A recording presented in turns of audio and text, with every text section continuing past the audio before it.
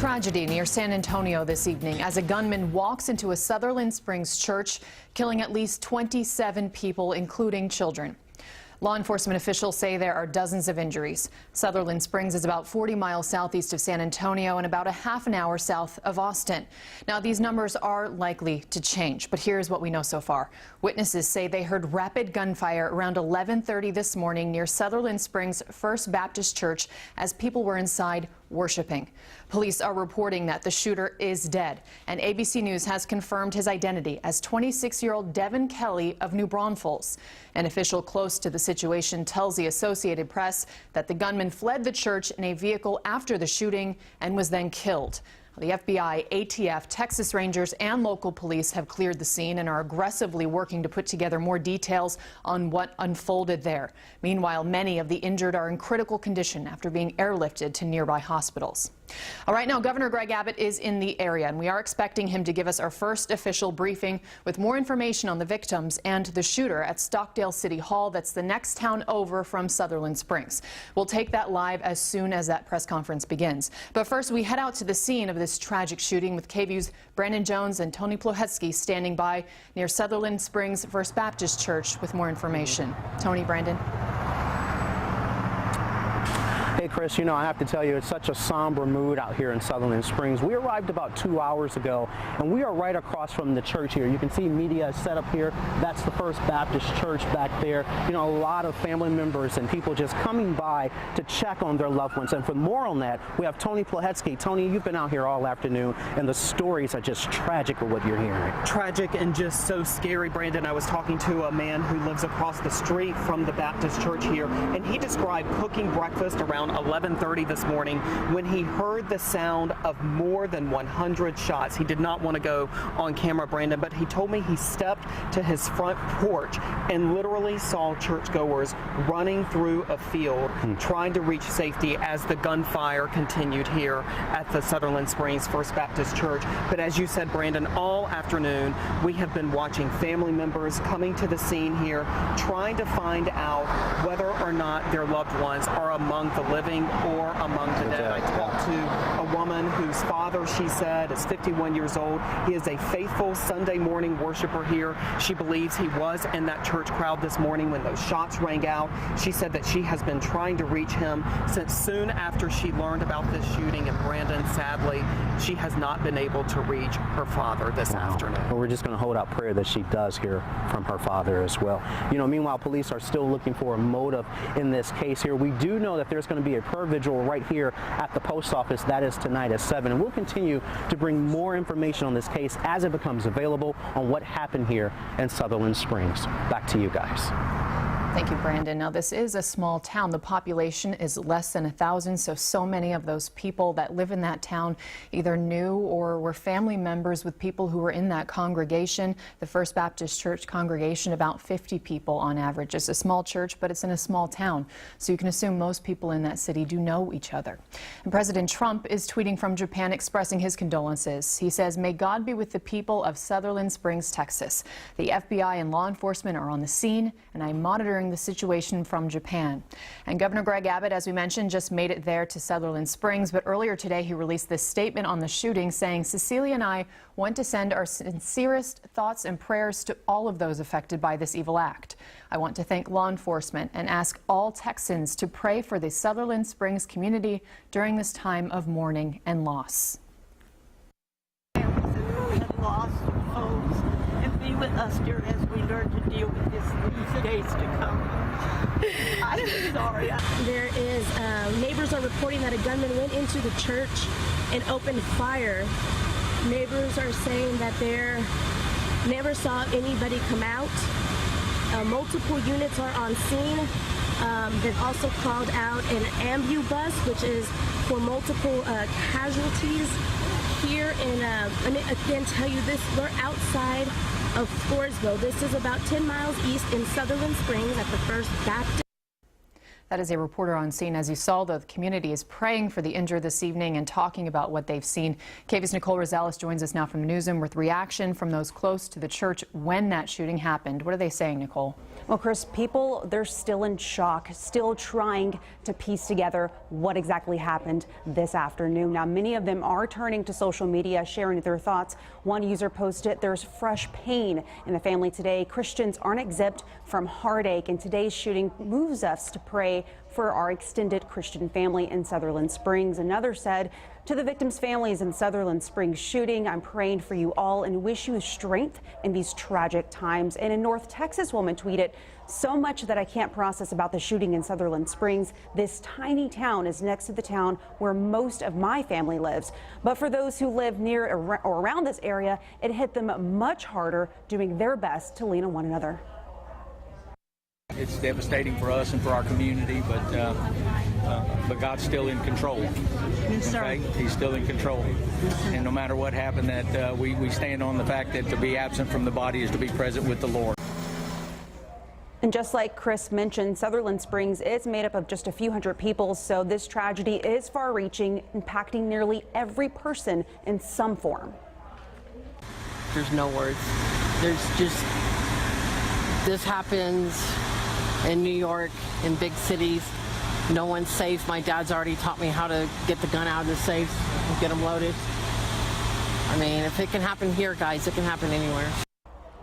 Now, there's still a lot that we don't know at this time, but we will have live team coverage for you to bring you the latest updates on the Night Beat. In the newsroom, Nicole Rosales, KV News. Thank you, Nicole. As you mentioned, there's still a lot we don't know. We don't know the exact number of victims who were killed or shot and injured. What we do know, however, is from the pastor of that small church. His daughter, Annabelle Pomeroy, 14 years old, is confirmed dead in that shooting. Her father, Frank, the pastor of the church, was not there this morning. Him and his wife were out of town, but their daughter was there. And they did confirm this morning that she was killed. Again, we'll bring you the very latest on the updates from this as soon as the governor gives us that press briefing. But for now, let's toss it over to meteorologist Nathan Gogo to talk about our forecast. Nathan? Yeah, very warm day out there for today. In fact, we saw record high temperatures in Austin. At Camp Mabry, we hit 88 degrees, 91, believe it or not, in San Marcos, and in San Antonio, we hit 91 as well. Typically this time of year, we're in the mid-70s, so this is about 15 degrees above normal of where we're supposed to be. Mid-80s right now, still warm evening out there as you're headed out. Temperatures will drop eventually, but we're still going to be right around 70 degrees as we wake up for tomorrow. Now, you might be wondering, when are we going to start cooling things off? Well, the good news for you folks is soon. We have a couple more days of unseasonably warm weather, but this cold front up in the Red River area in North Texas is going to be swinging on down as we head towards midweek, and big changes. In fact, some places about 30 degrees cooler on Wednesday. We'll talk more about that coming up, Kris. All right, thank you, Nathan. As we promised, we will bring you the latest on the press briefing, and we are told that the governor has taken the stand. We go now to Stockdale City Hall, that's just outside of Sutherland Springs, where the governor is set to take the podium and tell us the latest on the victim count and what we have learned about the shooter. Let's go now to Stockdale City Hall. As a state, we are dealing with the largest mass shooting in our state's history. There's so many families who've lost family members, fathers, mothers, sons, and daughters. The tragedy, of course, is worsened by the fact that it occurred in a church, a place of worship, where these people were innocently gunned down.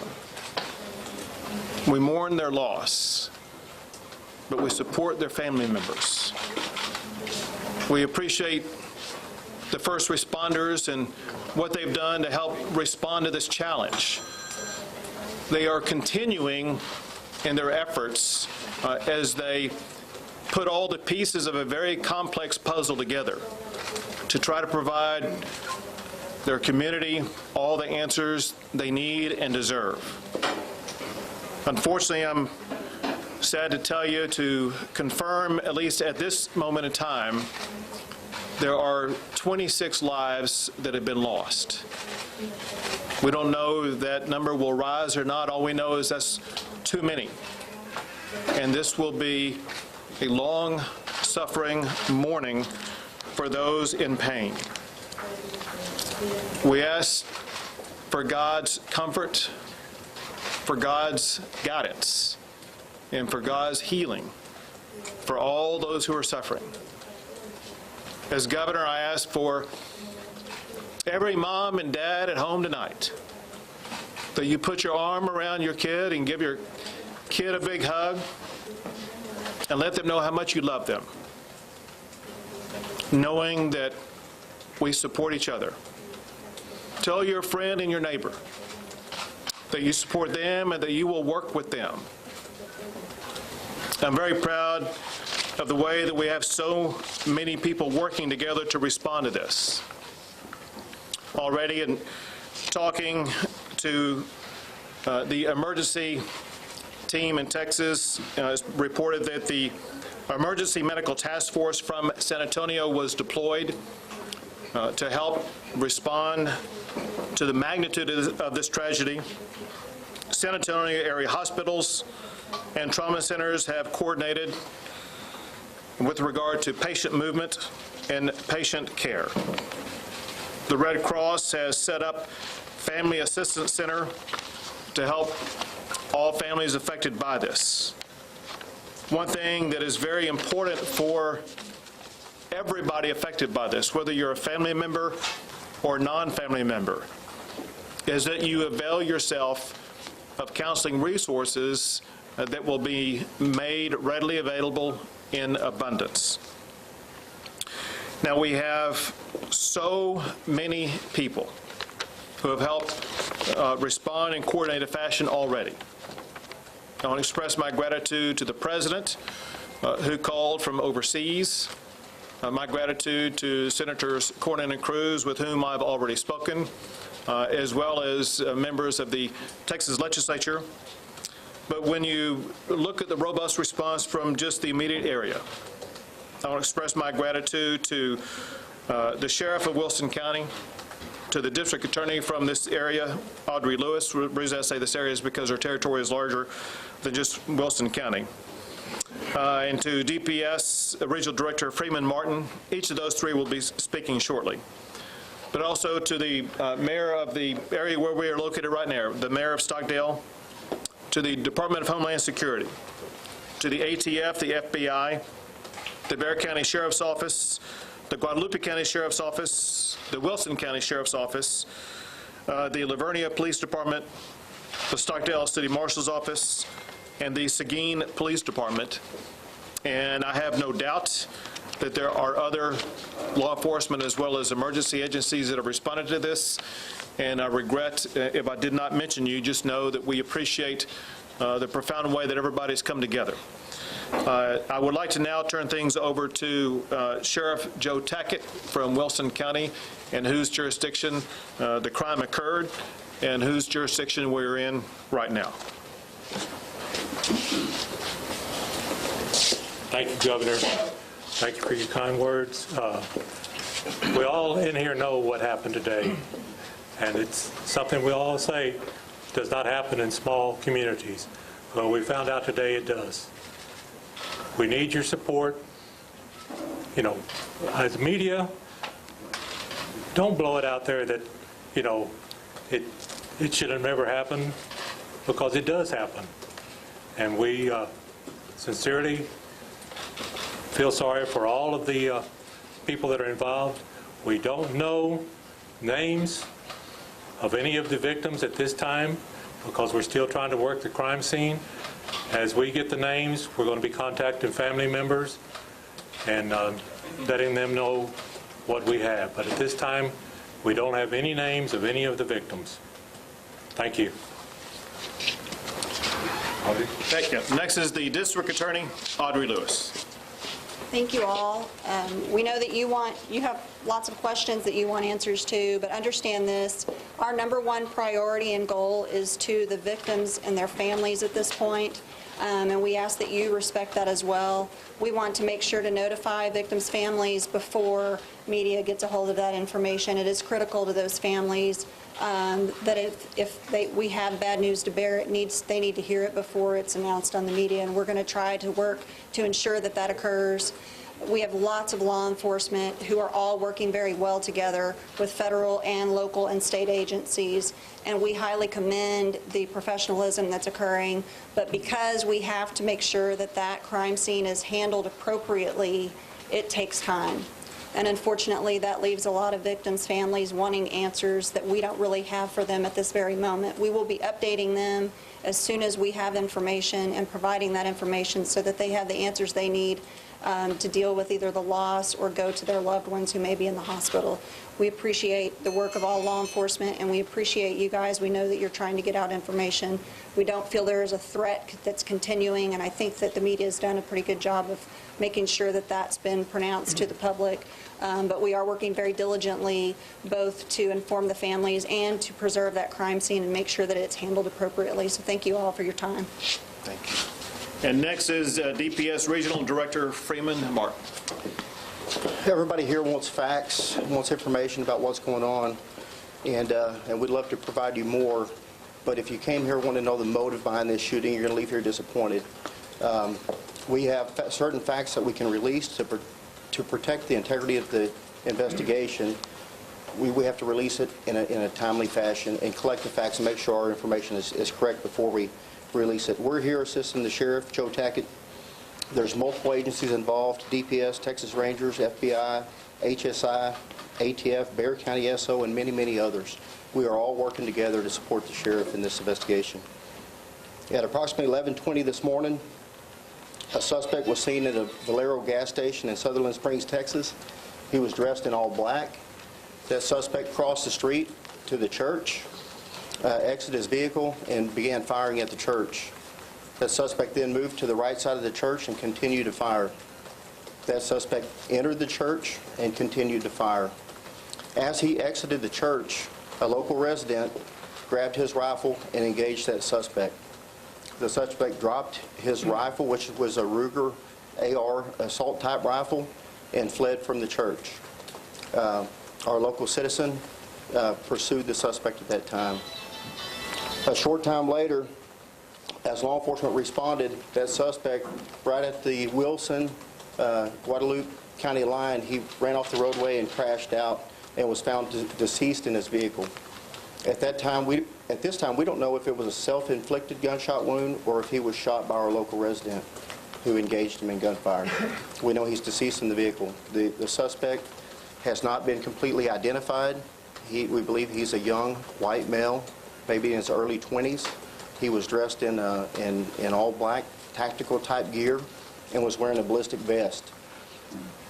The delay in getting him identified is there were multiple weapons in the vehicle, and the vehicle has been processed by our Texas Ranger Special Operations Group bomb techs.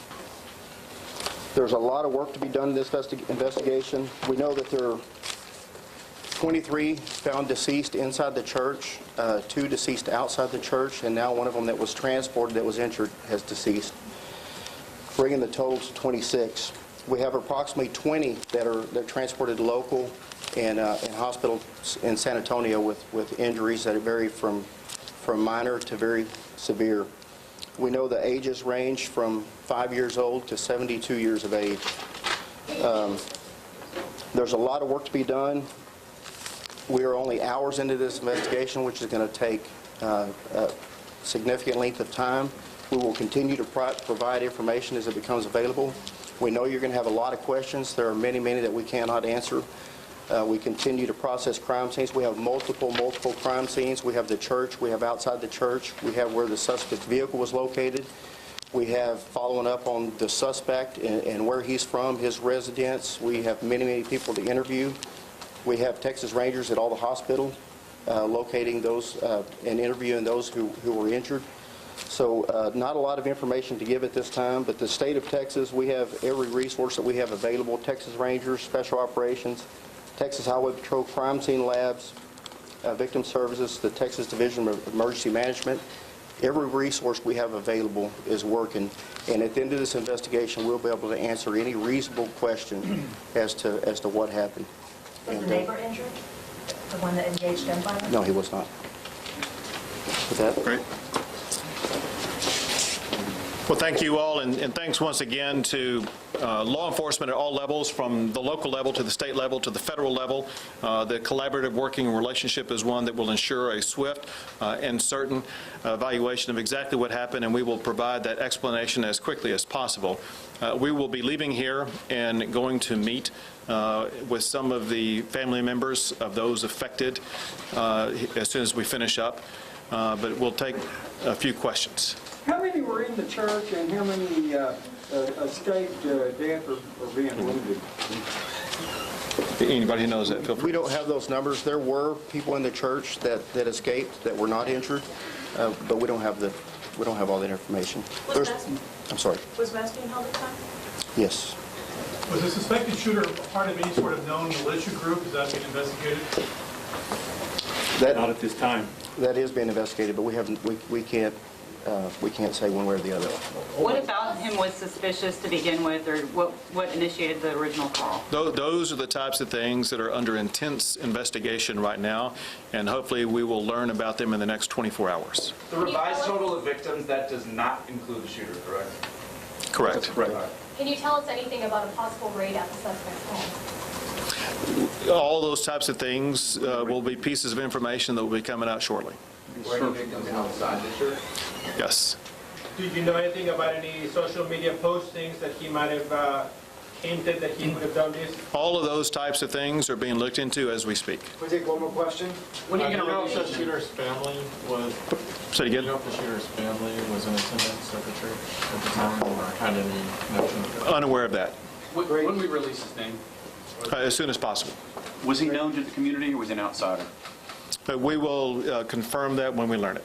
How can people help? Governor. As I think you're realizing, there's a lot of information.